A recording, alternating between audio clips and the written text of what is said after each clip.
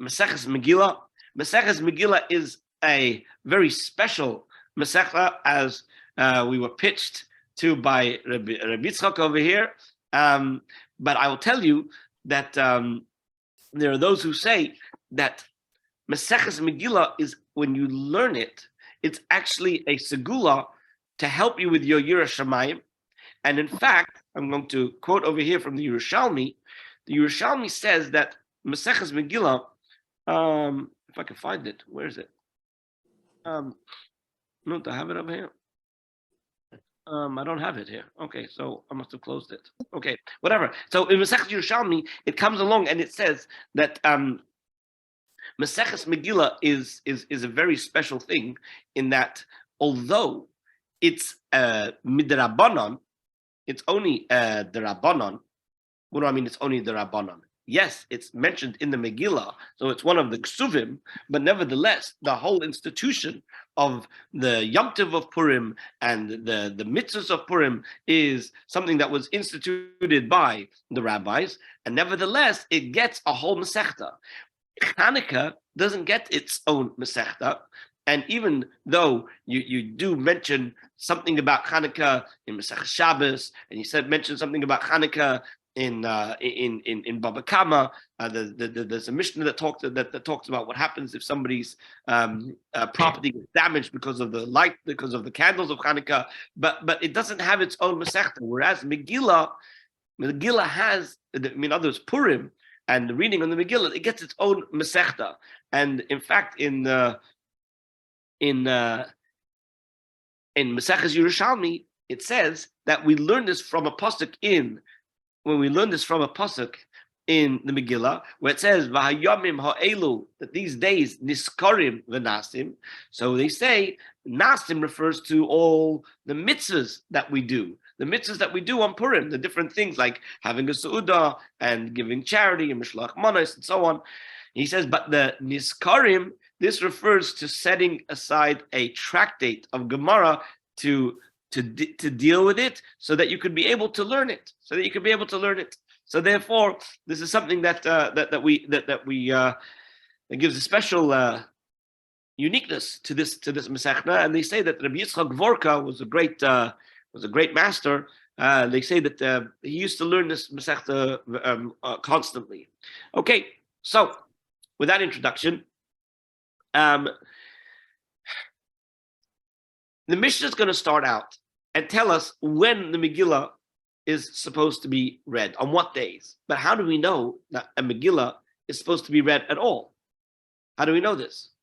So it comes from certain psukim, as we will see. We will see later on. Let's start the Mishnah. Okay. Mishnah starts Megillah Nikreis Biyud Aleph, Biyud Beis, Biyud Gimel, Biyud Dalet, Ubetesvav. That the Megillah can be read and is read on the 11th, the 12th, the 13th, the 14th, and the 15th. So you know what? Let me just go back for a second. Let me just go back. The way we learn out that you're supposed to read the Megillah is because it says in the Megillah that on the 14th day, right, and in Shushan Purim on the 15th day, they'll do all the things that were instituted by Mordechai and Esther, which was to do what? To Mishloach Manos and Matanos Levyonim and to have a Seudah, etc. That's the Nasim. And the Niskarim is the reading of the Megillah. And so, just like the Nasim is done on the 14th and on the 15th, so too, the reading of the Megillah is done on the 14th and on the 15th.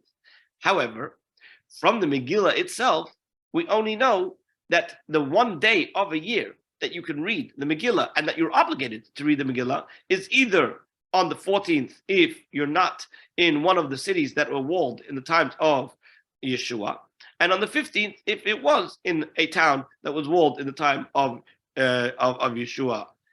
How do we know about all these other days? That's what the beginning of this Masechta is all about these extra days, and how we know that these are also days in which you can read the Megillah, because it's not explicit in the Megillah that you could do so. the rabbis come along and teach us that nevertheless we extend it beyond the 2 days that are explicitly referenced in the Megillah, as we will learn. Okay, so let's start again. Megillah Nikras B'Yud Aleph B'Yud Beis B'Yud Gimel Yud Aleph Tesvav. You can read it from the 11th to the 15th, not like Pachis v'lo Yoseh, not earlier than that, and not later than that. So you cannot read it on the 10th, and you cannot read it on the 16th. So now the Mishnah is going to explain itself.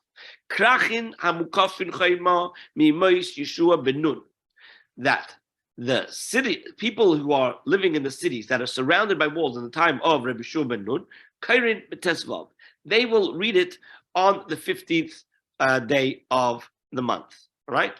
Although we started the Mishnah with Yud Aleph, but because we finished the phrase with the 15th, so we pick up from the 15th and we deal with that one first, and we explain what this means. It means those people who live in cities that are surrounded by walls in the time of Rabbi Yeshua ben Nun, they read it on the 15th. Now, next, Kfarim va'yoros gedolos, people who live outside of these cities, but they live in villages and large towns. So then they, Kairin b'Yudalid, they read it on the 14th day of Adar.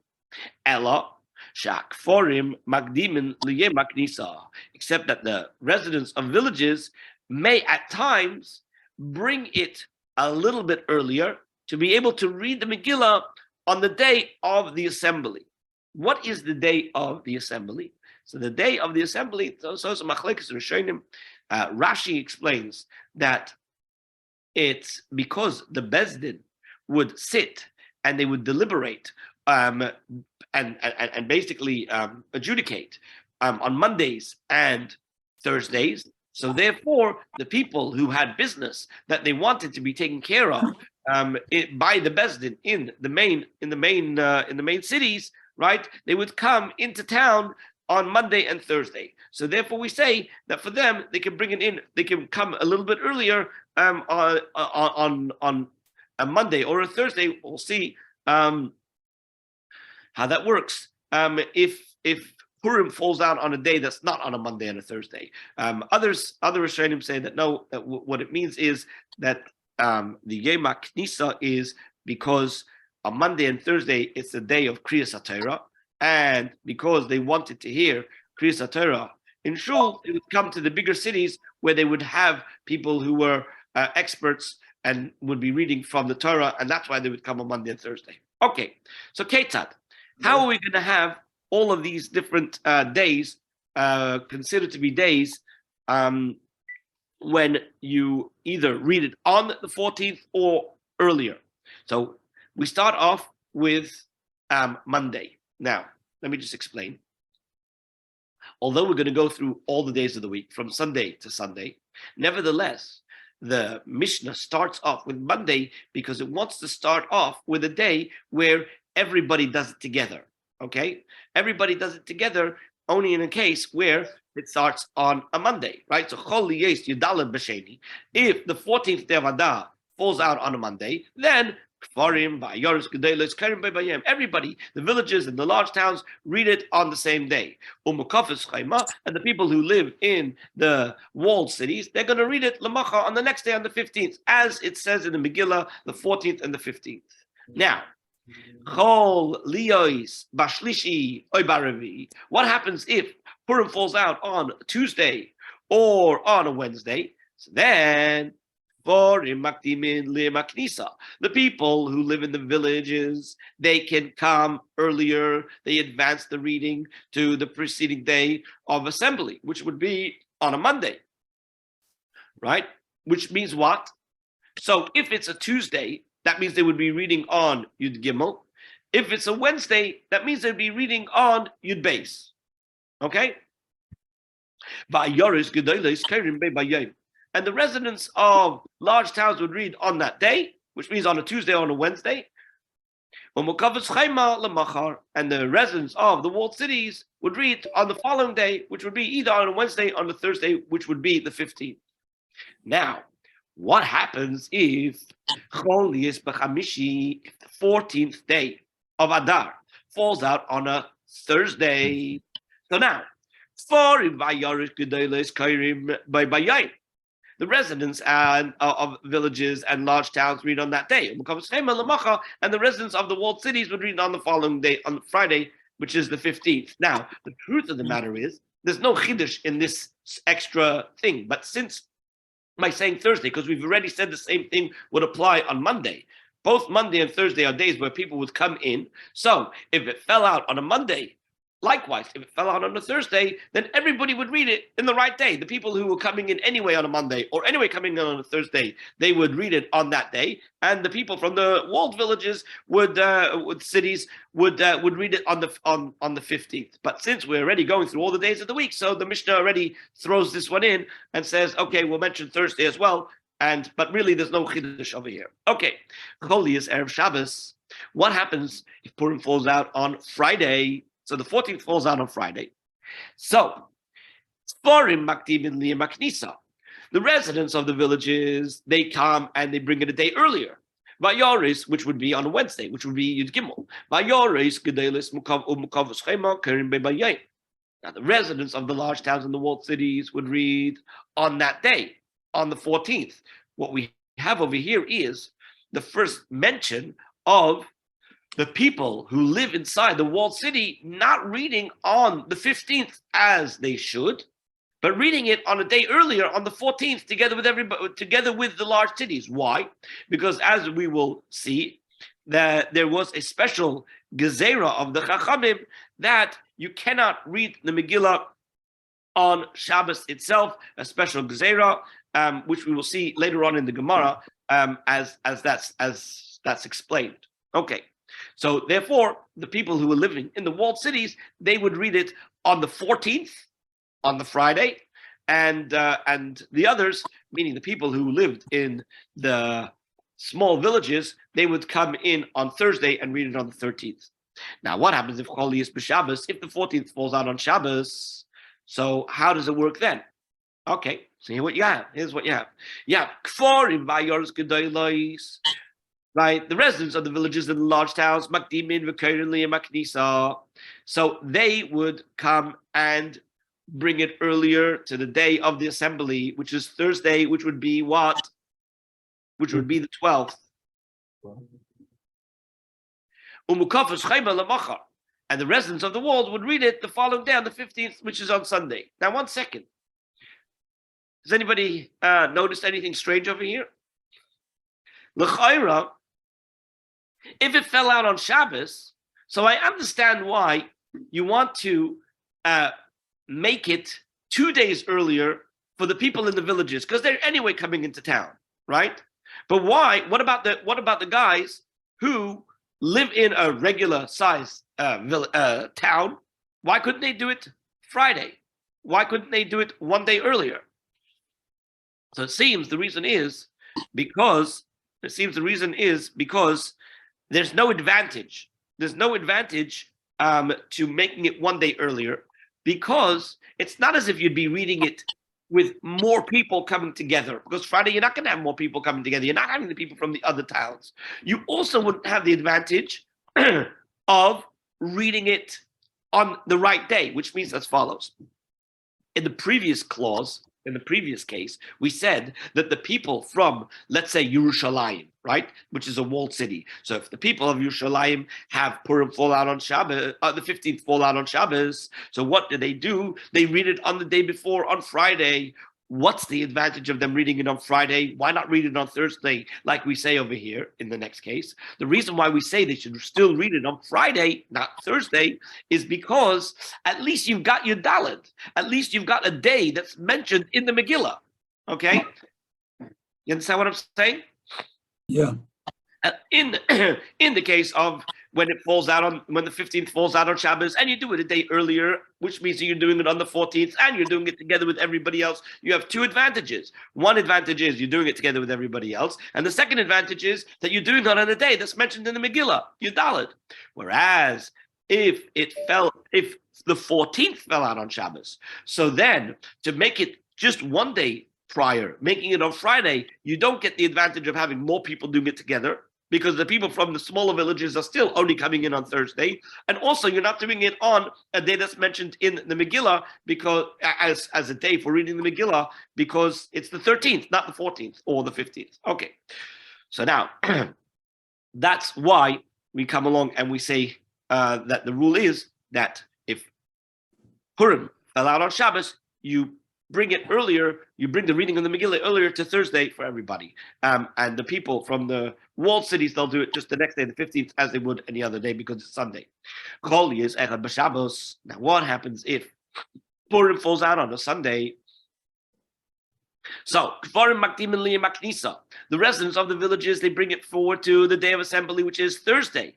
That means it's the 11th of Adar, okay? If Purim is Sunday and they go back all the way to Thursday, that's the 11th. And the large towns read on that day, and the walled cities read it on the following day, on Monday, the next day on the 15th. And that's how we have all the possible scenarios of reading it on different days of the month, from 11th to the 15th. However, as the Rishonim point out that this is only when you are Kaddish, the Levana al pi hariyah, okay, which means that they would sanctify the month, right, according to the sighting of the moon. And in that case, you could have Purim fall out on any one of the days of the week. It would just come out different each time, you know. However, now that we have the fixed calendar, Purim will only fall out on the following days. And there's an acronym. The acronym is Ga'ava. Gimel, Aleph, Vav, Hey. Gimel is Tuesday, Aleph is Sunday, Vav is Friday, Hey is Thursday. So it cannot fall out on Monday, it cannot fall out on Wednesday, and it cannot fall out on Shabbos. I think, if I'm not mistaken, yeah? Yeah. So those are the 3 days. Monday, Wednesday, and Shabbos. Purim will never fall out on those days. Okay.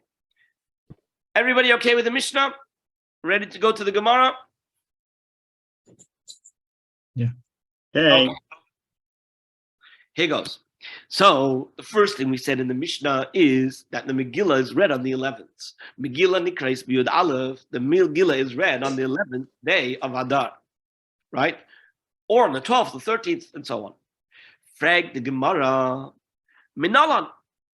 From where do we know this? How do we know these dates? Where does it say in Scripture these dates that that you could read on the 11th, 12th, 13th?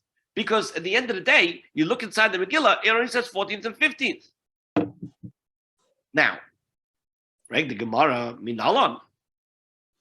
I don't understand your question. As we intend to explain later, it's obvious that it's the Chachamim.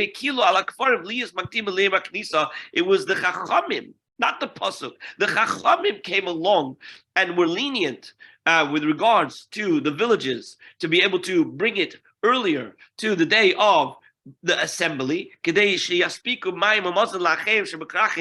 that they will be available on the day of Purim to be able to provide water and food for the Purim feast to the brothers who live in the towns. In other words, if they would be bringing everybody into the big cities on Purim itself, right,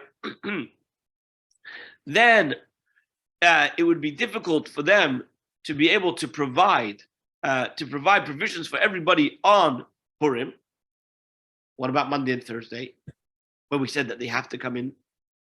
That's because they were already planning to come in, right? Since they were already planning to come in, therefore it wouldn't be as big of a tircha to organize things so that everybody should have what they need. But if they have to all of a sudden turn around their whole schedule and reorganize everything to come on a day that they don't normally come in to the big towns, to the big cities, then it would make things very difficult for them to be able to provide everybody with their provisions. So therefore, there was a special leniency that the rabbis made to be able to allow them to come in. Therefore, your question of Minalan, where do we know this from, seems to be an inappropriate question. Why? Let me just explain. Okay. The way the Gemara works and the way the Mishnah works is as follows, right? We'll cite a Mishnah, and then what the Gemara will do is it will analyze the Mishnah. What does that mean? That means somebody will get up and will say, "You said me'emosai korin neshama ba'arvis," right? So I want to know, how do I even know you're supposed to say Shema, right? I'm going to ask you, what's the scriptural source for all these things, right? Here, when you come along and you're asking me, what's the scriptural source for this? It's an inappropriate question because it should be obvious from the outset, right? That this isn't a scriptural thing. This is something that is from the Chachamim. So that we're trying to understand what was the original questioner's question. What were you thinking? So the Gemara explains the intention of the original question. Anan hachik amrinan. This is what we really meant to ask. This is what we're trying to say. Michti, let us take a look at this whole idea of reading the Megillah, right? Who were the ones that established the reading of the Megillah and the doing all of these mitzvahs? Kulu anshe knesses hagadolah takninhu. All of them, all the dates listed in the Mishnah must have come from the Anshe Knesses Hagadolah, right? All the dates come from Anshe Knesses Hagadolah. These Hagadaitach Anshe Knesses Hagadolah Yudal Tetzvos Tikkun. If you're going to assume that the Anshe Knesses Hagadolah only established the 14th and the 15th, as it states in the Megillah, right? Then Osur Rabbanon ve'akrei Takanta de Sakinu Anshe Knesses Hagadolah, then you're going to say that the Rabbanon now came later on in later generations and they tried to uproot a rule of the Anshe Knesses Hagadolah. How could they do that? You cannot uproot something that is established by a Bezdin that came before you. What we've learned in the Mishnah, ain based in Yakul Levatel Divrei based in Chaverai. One court cannot override the rulings of another court, Ella im Kain, unless Godel Mimenu B'Chachma V'Minyan, unless it's superior to the other court in wisdom and in numbers. So obviously, Ella Pshita, it's obvious that Kulu Anshe Knesses Hagadolah Takinu. It's all established. All these dates were established by the Anshe Knesses Hagadolah. So, since all of these dates were established by the Anshe Knesses Hagadolah, so therefore we want to know, at least where's it hinted to in the Megillah? Where's it hinted to in the Megillah? Remember, Mordechai was part of the Anshe Knesses Hagadolah, right? So, therefore, we want to know there must be at least some allusion to the fact that you could do it on the 11th, 12th, and 13th, even though in the Megillah itself, it only says 14th and 15th. And the question is where? So the Gemara answers now, Amar Reb Shemen bar Abba, Amar Reb Yechanan. Reb Shemen says, in the name of Reb Yechanan, Amakra, it says in the Pasuk, Lekayem es yemei hapurim ha'ele bizmanehem, that it says to establish these days of Purim in their times, and the times bizmanehem in their times is plural. And since we have already mentioned in the Megillah itself explicitly the 14th day and the 15th day, so seemingly to say bizmanehem seems to be unnecessary, right? So Zmanim harbe tiknu lahem, it comes to teach us that the word bizmanehem tells me that the rabbis fixed many dates, not just the dates of the 14th and the 15th for reading the Megillah. Right? The Gemara, how can you use the word bizmanehem to teach me more dates? Hi, mi boyale legufe. We need the bizmanehem to teach me that they were told that for future generations, we should always keep these days bizmanehem, referring back to the date of the 14th and the 15th. So the word bizmanehem, I actually need to teach me that in the future generations, we should always do it on the 14th and the 15th. So therefore, that's not going to be a good source. And for the Gemara, im kain, if that was the case, leimakra zman. The pasuk didn't have to say bizmanehem. It could have said what? 1 second, let's go back a second. Lekayim es yimei hapurim ha'ele bisman. Why do you have to say bismanehem? So my zmanehem, zmanim tuva. It must mean that you're talking about many times, as we mentioned here in the Mishnah. Frank the Gemara, 1 second. The akati miboile, I still need the plural form of not zman, but zmanim, right? It's because 14 and 15 is not 1 day, but it's 2 days. So so bismanehem could still be used to refer back to those dates. It shouldn't. So the word bisman wouldn't suffice. So therefore, I still need the word bismanehem to tell me both days are what should be kept for future generations, the 14th and the 15th. Why? Because because the time for the people living inside the walled cities is not the same as the time for the people who are living in unwalled cities, right? They have 2 distinct times. One is the 14th and one is the 15th. And it says the Gemara, Im Kain, if so, lame across manom. Okay, you can't say bisman, so say bismanom. What's bismanehem? My zmanehem. So bismanehem shmas mina kulo. From using the word bismanehem, that teaches me all 3 things. Number 1, it teaches me that it should be done in that the Megillah should be read on either the 14th. And it teaches me, because it says bismanam, not just the 14th, but the 15th as well. And it also teaches me the extra times of 11, 12, and 13. So now that you've said bismanehem, and bismanehem, you come along and say, comes to broaden it beyond just 14 and 15. So then say a large number of days. Why just say 11, 12, 13? Why don't you just make it the whole month? You can make it the whole month. You know, they tell a story of a guy who was drinking already a lot of l'chaim, early on in Adar. So they asked him, why are you drinking? He says, what are you talking about? Purim. He says, Purim? Stop Purim now. Purim is only on the 14th day. Right? On the 14th day, why are you drinking already now? To which he said, listen, because that Rasha, Haman, made the following calculation, should I suffer? What was the calculation of Haman? He said, Haman, he could have made a lottery not for the 13th day of Adar. He could have made a lottery for the whole month of Adar, to wipe out all the Jews during the course of a month. Why did he specifically pick 1 day of the month to wipe out all the Jews? He made a calculation. These Jews, often God comes to save them. And if I'm not successful, then they're going to make a holiday. Well, I don't want to give them a month of a holiday. Maximum, they'll have 1 day holiday if I fail. So therefore he came and he made Purim. Only on 1 day, right? He decided to try and wipe us out only on 1 day, to give us only 1 day holiday. He said, because of his calculation, I shouldn't celebrate the whole month. I'm going to celebrate the whole month. Anyway, it's a funny story. But either way, the point of the mission here.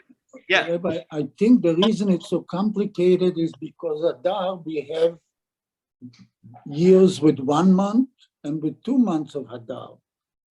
Why does that make it complicated? That's why it complicates that the holiday is not falling every year at the same time. Some years it could fall at different times because of the double Adar. That's true. That's true with regards to the season, but in terms of the day of the week, it doesn't change it. But anyway, be that as it may, it seems that what the Gemara is trying to say now is, why limit it to 11, 12, and 13? Once you're telling me it says bismanehem. Bismanehem means more than the 14th and 15th. Why don't you open it up to the whole month maybe? Or for more than just the 11th, 12th, and 13th? And for the Gemara, there's a principle when you come and you try to learn something out from something else, you cannot just arbitrarily open it up without any limitations, okay?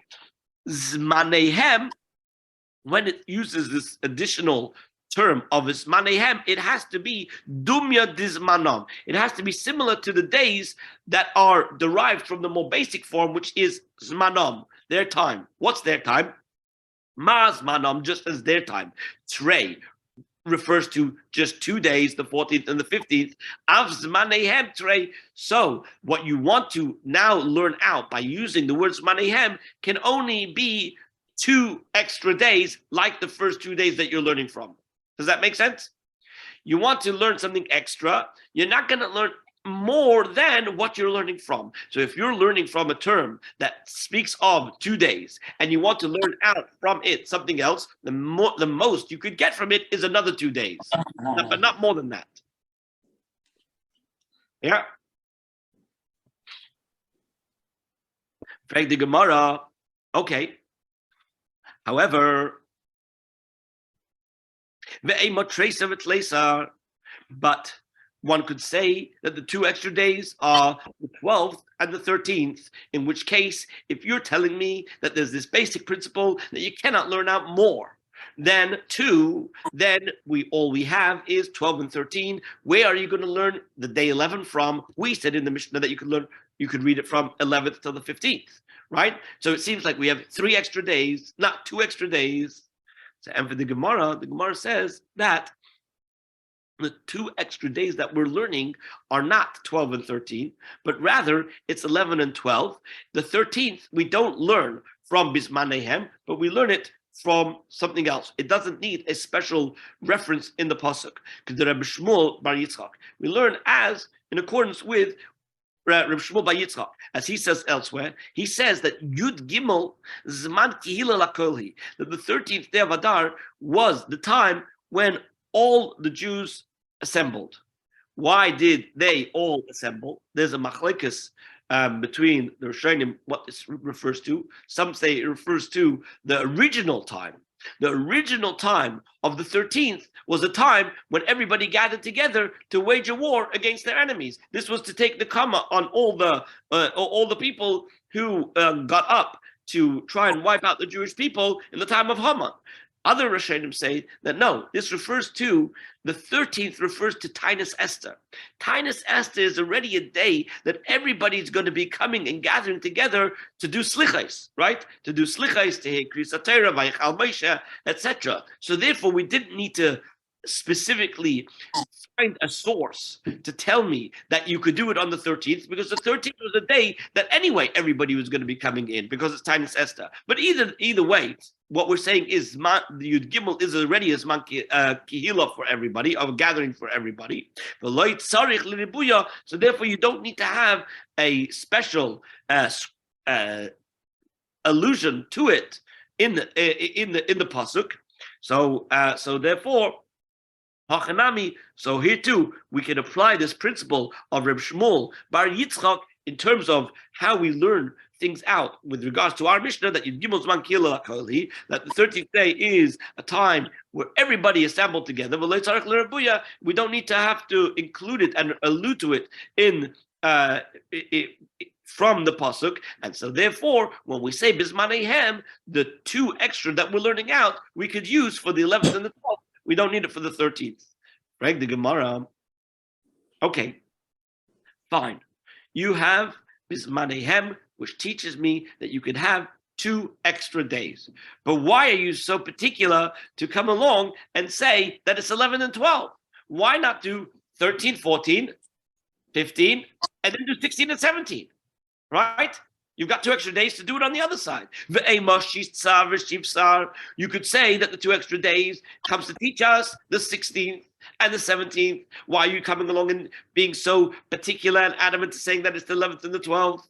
And for the Gemara, there's a reason. Because in the Megilla, it says, V'lo yavar.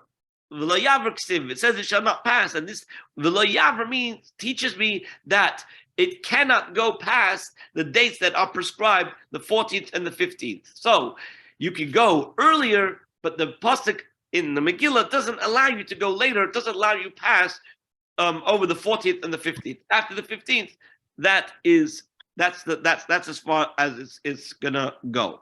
Now, I think we will stop here because we're about to go into another opinion as to where we learn it from, not from Bismanehem, but rather from another verse. So we'll do that in Mitzvah Hashem tomorrow. Mazel tov to everybody on the Thank Siyum. you. Mazel tov to Mazel everybody. tov, Thank you, Rabbi. everyone. Mazel tov. Bye-bye. Good. Have Thank a you wonderful all. day. Bye-bye.